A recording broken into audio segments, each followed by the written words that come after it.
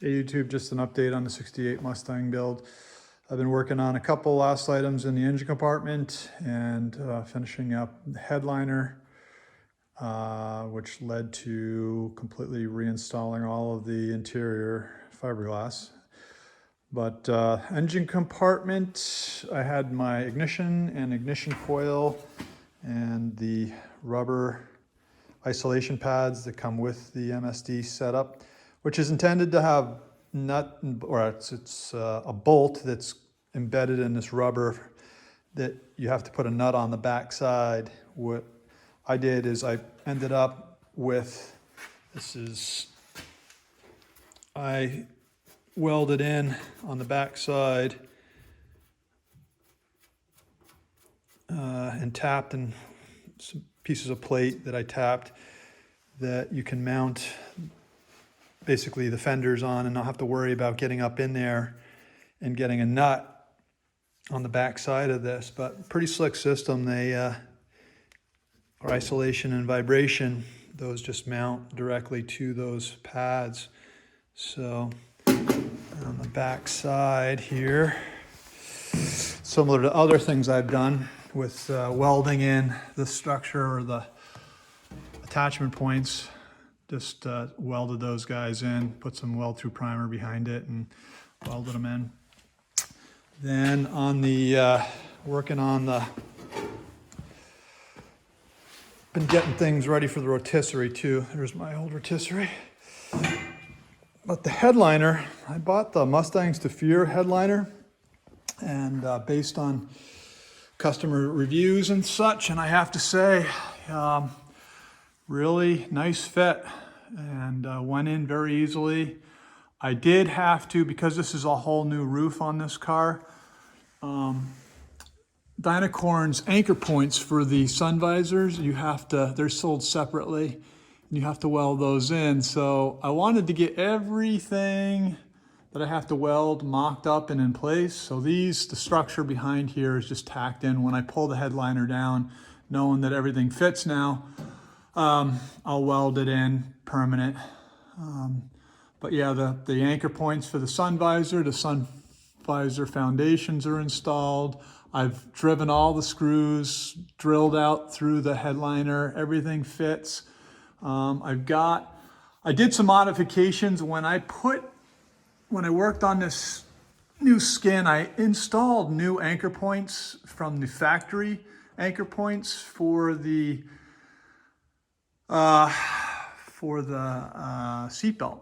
So if you zoom in, you can see Mustangs to Fear has like an indentation, and that's probably, I'm sure it's pretty accurate, where the original goes. I moved it back a little bit, and then I'm going to be putting a 3-point setup in, which the anchor point then will be mounted to the floor, which I've ordered. So that's part of my motivation, is getting everything that I need welded in done. But doing the headliner, I wanted to verify, because I'd never finished putting in the original cross piece for the fastback and how it integrates with all of the fiberglass and body pieces in the back.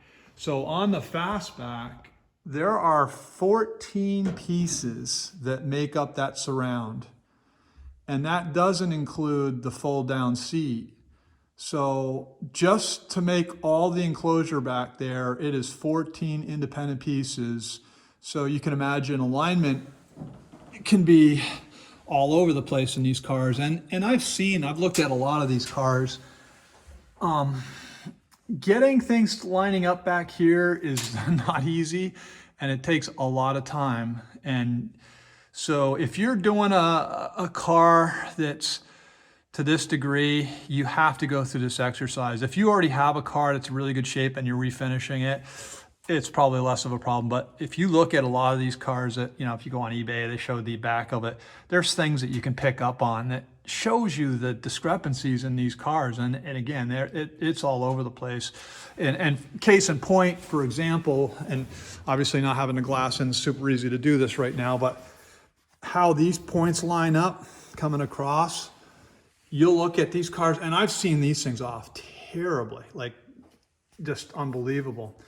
I picked up this is one I picked up at the Ford Nationals a few years ago because mine had mounted speakers to it. So I wanted to, it was 25 bucks. So I picked that up at the Nationals, and yeah, it was a good find. But yeah, there's little things like, you know, getting gaps set and try to get the door for the hatch door here, getting all my gaps set and try to make sure everything's fitting and working properly.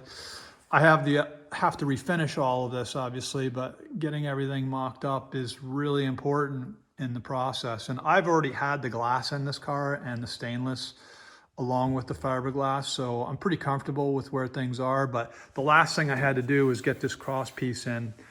And I didn't want to make an assumption because you know how that works out for everybody in the end. But yeah, so everything now as far as the interior goes is completed. I've got both sides I've got the anchor points for my seat belt at the head. And then looking in the back here, the reveals look pretty good. There's a few little things, but overall I think it came out pretty well. Again, you could look at 5 or 10 of these cars and every one of them will have a different reveal in the back. So anyway, that's where we are today. Next video will hopefully be this car on the rotisserie. I've made my mounting brackets, are all done, and I've actually had it mocked up on the rotisserie.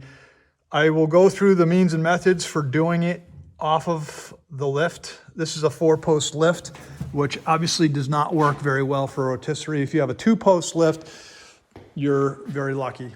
4-post lifts you can't use for a rotisserie because of the connecting bridge between the two bases. The front and rear base there's a connecting link between them.